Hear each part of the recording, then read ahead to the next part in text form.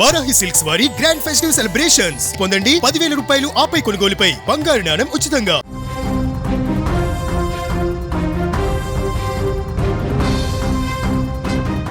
ఖమ్మం జిల్లా పెనుపల్లిలో school bus ప్రమాదానికి చోటు చేసుకుంది. వివేకానంద స్కూల్ బస్సు కాల్వలోకి బోల్తా పడింది. ప్రమాద సమయంలో బస్సులో దాదాపుగా 100 మంది విద్యార్థులు ఉన్నట్లుగా కూడా తెలుస్తూ ఉంది. అతివేగమే ఈ ప్రమాదానికి కారణమని కూడా స్థానికులు చెప్తూ ఉన్నారు. దాదాపు 40 మంది చిన్నారులకు తీవ్ర గాయాలైనట్లుగా కూడా సమాచారం అందుతుంది. క్షతగాత్రులను ఆసుపత్రులకు అయితే తరలించినట్లుగా తెలుస్తుంది. ఘటనా స్థలానికి పోలీసులు ఇప్పటికే చేరుకున్నట్టుగా కూడా ఇప్పటివరకున్న సమాచారాన్ని బట్టి తెలుస్తోంది. ఖమ్మం జిల్లా పెనుపల్లి మండలం గణేష్పాడు గ్రామ శివారులో పెను ప్రమాదం తప్పినట్లయింది. 100 మంది విద్యార్థులతో వెళ్తున్న వివేకానంద విద్యాలయం బస్సు అదుపు తప్పి కాల్వలోకి దూసుకెళ్లినట్లుగా కూడా తెలుస్తుంది. మనం వన్ సైడ్ విజువల్లో కూడా చూస్తున్నాం. ఎంత వేగంగా వచ్చుంటే అక్కడ పక్కకు పడిపోయిందో కూడా మనకి స్కూల్ బస్ తెలుస్తూ ఉంది.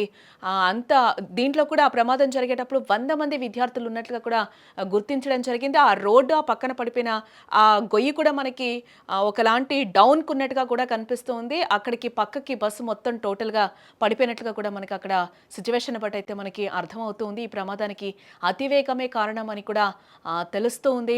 ఈ ఘటనలో సుమారుగా 40 మంది విద్యార్థులు తీవ్రంగా గాయపడినట్లుగా కూడా మనకి సమాచారం అందుతుంది. గణేష్పాడు అలాగే ఎల్ఎస్ బంజర్, కేఎం బంజర్ వంటి గ్రామాలకు చెందిన దాదాపు 100 మంది చిన్నారులతో ఉన్న బస్సు గణేష్పాడు శివారులోకి రాగానే ఒక మలుపు వద్ద డ్రైవర్ అతివేగంగా నడపడం వల్ల అదుపు తప్పిపోయినట్లుగా తెలుస్తుంది. ఈ స్కూల్ బస్ చూస్తూ ఉండగానే బస్సు పల్టీలు కొట్టి రోడ్డు పక్కనే ఉన్న కాల్వలో కూడా పడిపోయింది. బస్సు కాల్వలో పడగానే లోపలున్న విద్యార్థులందరూ కూడా ఒక్కసారిగా భయంతో కేకలు వేయడం జరిగింది. నీరుండడంతో ఏం జరిగిందో కూడా అర్థం కాక చిన్నారులందరూ కూడా అక్కడ వణికిపోయారు. వెంటనే స్పందించిన స్థానికులు అటు రైతులు కాలువలోకి దూకి అద్దాలు పగలగొట్టి పిల్లలనైతే బయటకు తీయడం జరిగింది. సమాచారం అందుకున్న విఎం బంజర్ పోలీసులు వెంటనే కూడా ఘటనా స్థలానికి చేరుకోవడం జరిగింది. గాయపడిన 40 మంది విద్యార్థులను కూడా వెంటనే పెనుపల్లిలోనే ప్రైవేట్ ఆసుపత్రులకి తరలించడం జరిగింది.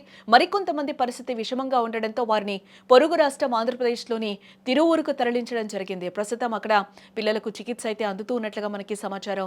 చిన్నారులు ప్రాణాలతో చెలగాటమాడుతున్న ఇలాంటి విద్యా సంస్థలపై, ఇలాంటి బస్సులపై కఠిన చర్యలు తీసుకోవాలని కూడా స్థానికులు డిమాండ్ చేస్తూ ఉన్నారు.